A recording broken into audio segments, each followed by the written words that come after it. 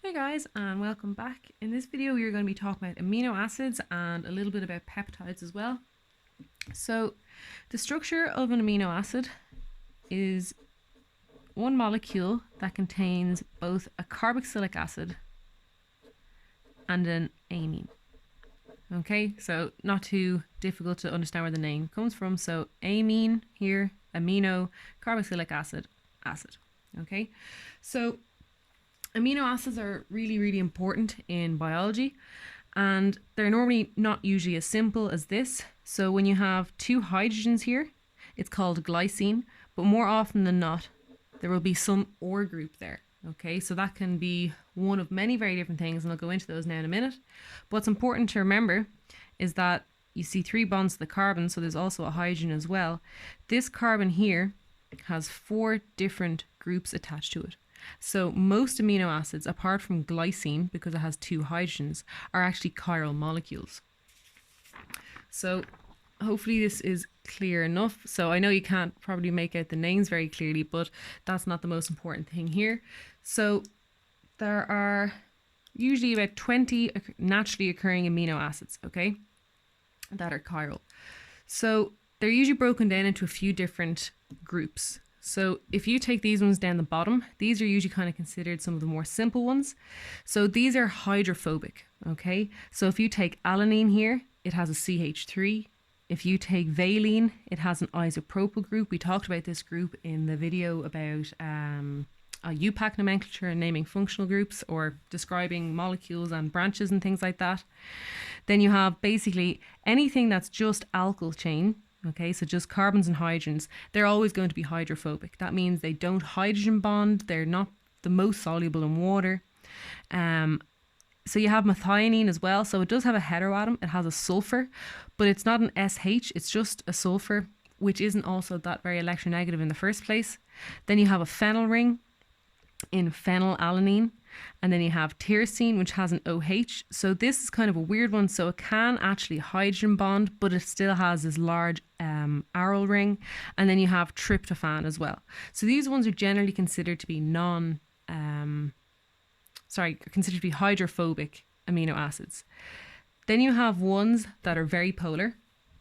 So if you take serine, it has a CH2OH. If you take threonine, it has a CH, a CH3, and an OH. You have asparagine that has an amide, and then glutamine, which also has an amide. So these are generally non-charged, okay? But they're still very polar groups because they have hydrogen bond donors and acceptors. There's some special cases, okay? So you have cysteine, glycine, and proline. You also have selenocysteine, okay? So this is where there's a selenium. This one really isn't talked about that often, particularly not from the perspective of biology modules, and even in chemistry. You'll nearly always hear that there are 20 naturally occurring amino acids, but they've realized that selenocysteine is actually more common than they thought, so that's why it's starting to be included now. And so the only difference is, instead of the sulfur in this cysteine, you have a selenium. So these are kind of special cases. They have very interesting reactivities, but I think that's a little bit outside the scope for this module, so just to be aware of them. And then you have ones that are charged. So if you take arginine, histidine, and lysine, these are typically positively charged, okay? So the pH of the body is normally 7.4, okay? And at pH 7.4, these molecules are typically charged. Okay, so these are usually protonated, and in the case of these two here, so aspartic acid and glutamic acid, they're usually negatively charged because of the fact that at 7.4 it's slightly basic pH, and therefore your acids are deprotonated. Now look, do not worry about it. You definitely do not need to memorize all of the names and all of the side chains and the little acronyms, the 3-letter abbreviations for them. You absolutely don't. In the exam, in any exam that you have to do, you will be told what you're doing in terms of these structures will be provided for you. So you might get a tripeptide where there's 3 or 4 of these attached together, and you'll be asked which of identify the amino acids that have non-polar chains or polar chains. You won't be asked to simply name the amino acids that are present. So don't worry about trying to learn them all off. That's not it at all. It's more so just being able to identify the fact that, first of all, they have chiral centers. Okay, so this is the alpha carbon, so it's the first carbon away from the carbonyl. So the alpha carbon in alpha amino acids are always chiral except for in the case of glycine. Okay, so glycine is where you have 2 hydrogens. So again, I can't emphasize enough, do not waste your time trying to learn them all off. Just be familiar with the things we talked about in all those videos on functional group properties, because in all those videos I would have said this molecule is, or this functional group is polar, this is non-polar. So if it's just carbon and hydrogen, it's non-polar. If you see things like NH or OH or O minuses or NH plus, they're definitely going to be polar, they're definitely going to be very soluble in water. So that's just in terms of the general properties of amino acids, in terms of what they look like, but how do they actually react? So one important feature of amino acids is the fact that they are zwitterionic. So that's a bit of a strange term. Again, it's German, and for once I actually know what it means. So if you have an amino acid, you have an acid, which is obviously acidic, and then you have an amine, which you should know is basic. So what happens is that you actually get back and forth, you'll end up with 2 ions in a single molecule. So your nitrogen of your amine will easily deprotonate your carboxylic acid at biological pH. And because of that, what happens is you end up with a negatively charged group here, your carboxylate, and a positively charged group here, your ammonium. So this is referred to as zwitterionic. Okay, so zwitter meaning 2, ionic meaning ionic. Okay, so there's 2 ions. So that's an important thing to be aware of, because it definitely affects the solubility, of course, of amino acids, because they're charged, they're very good at interacting with water. But also in terms of the fact that very often in exams you will simply get the question, what does zwitterionic mean? Okay, it means that your amino acid will typically involve in an intramolecular proton transfer, otherwise known as an acid-base reaction, that gives you 2 ions within the molecule. So obviously amino acids in isolation aren't going to be doing very much. So what actually happens is if you take this amino acid here, and there's another amino acid that comes along, and it doesn't really matter what it is, what your body can do, and normally you can't just mix 2 amino acids together, because as I said before, if you have an acid and a base, you're going to end up protonating your amine, so it's not nucleophilic anymore. But enzymes in your body are very good at doing this.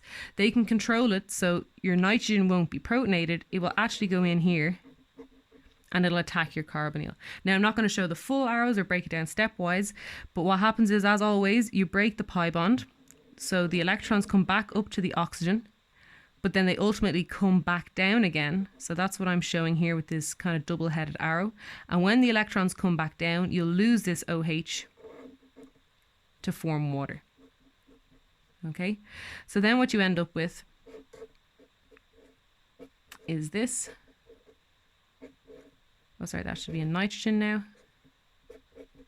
So if this is OR2, so we'll pretend that this OR group is different from this one, just so we can show how peptides form. Okay, so this is a dipeptide. Sorry that I haven't, that I made that mistake there. So this is the dipeptide.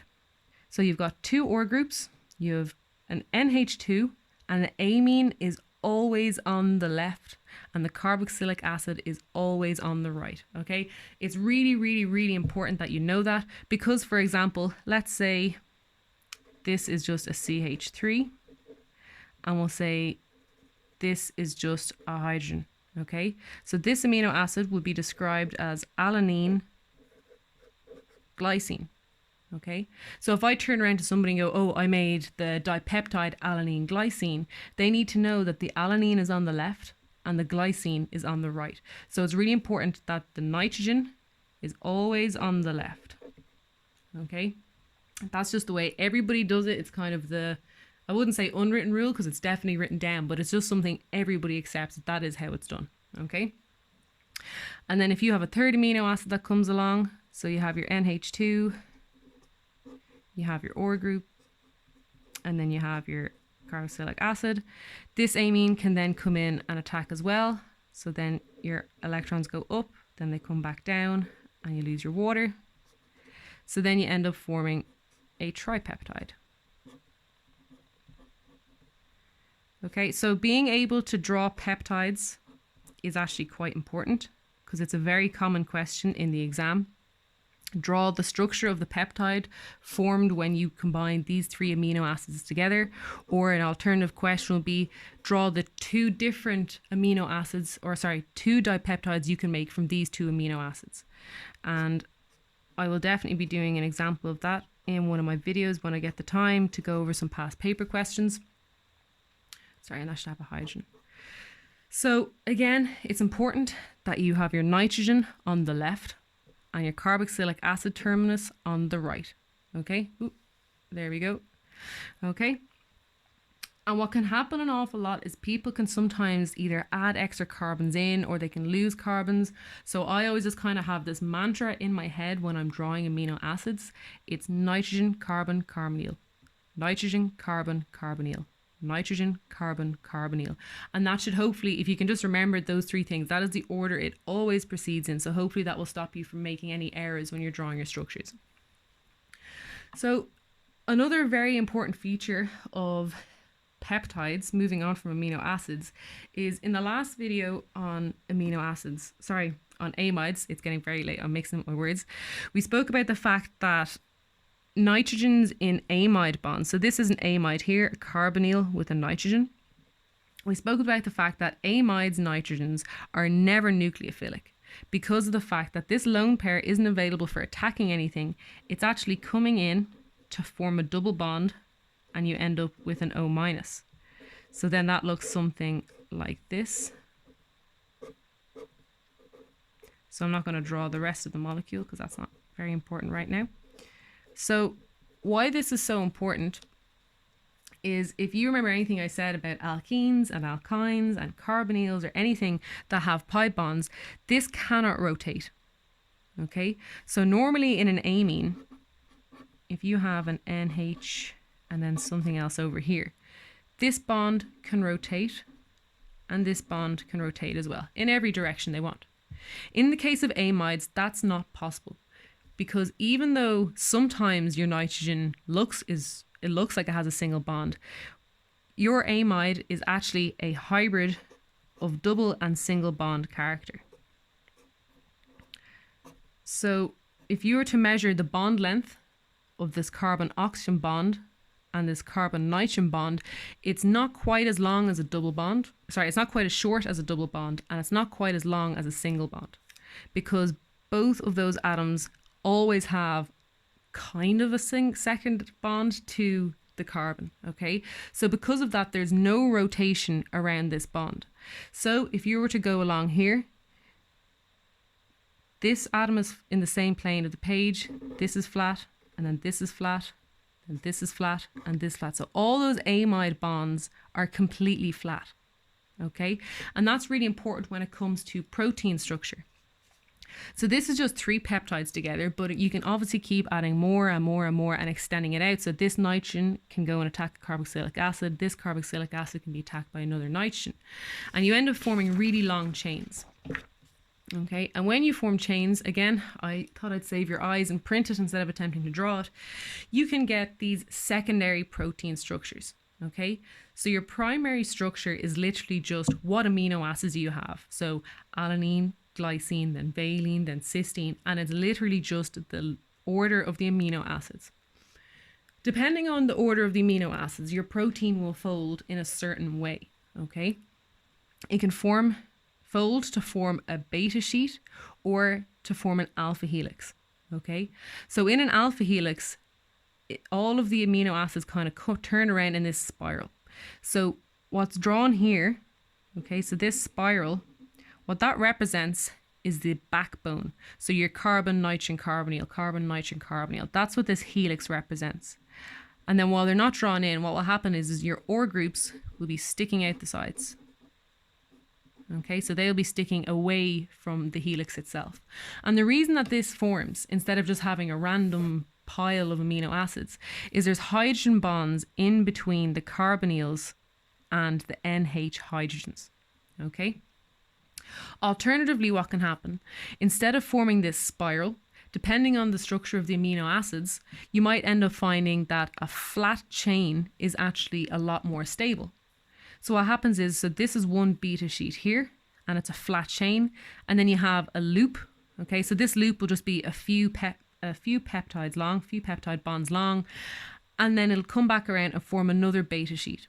Okay, and when you have these beta pleated sheets, what it means by pleated is that it kind of zigzags, so it's sort of hard to see it here, but I definitely recommend looking it up on YouTube, on a 3D YouTube video, or even pictures, where you can kind of see that the amino acids, they kind of come together like this.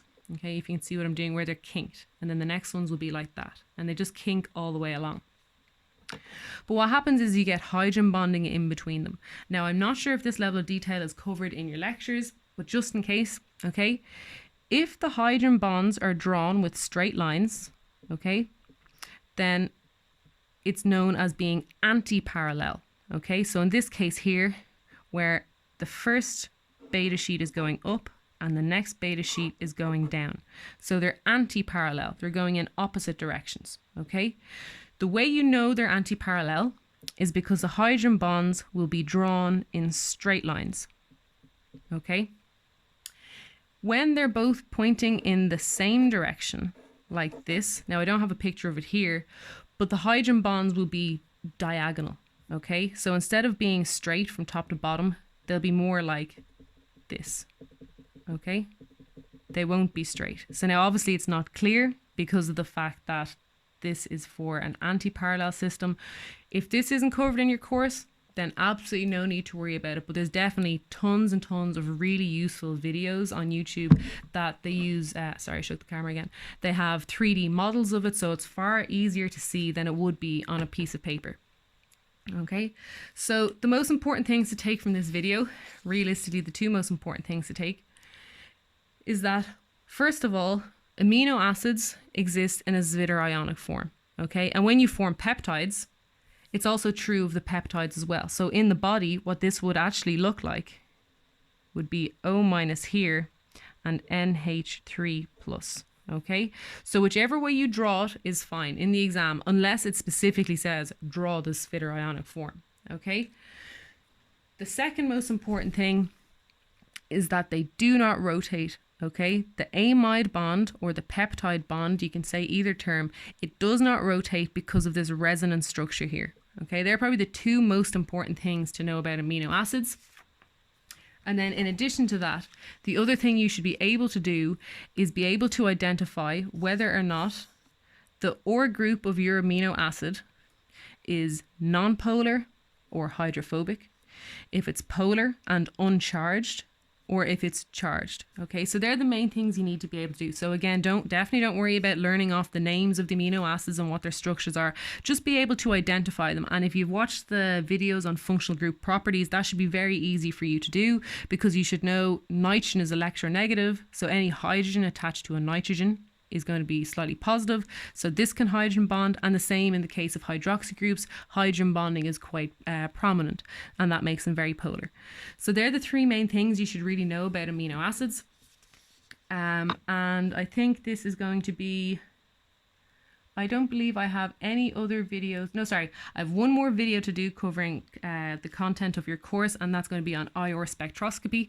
And then after that, I'm going to start doing some example questions. So if you have any questions from past papers or any questions in general that you'd like me to answer, just send me an email or comment in the video, comment on any of the videos, and then I'll be able to come up with some problems and solutions that we can go through together.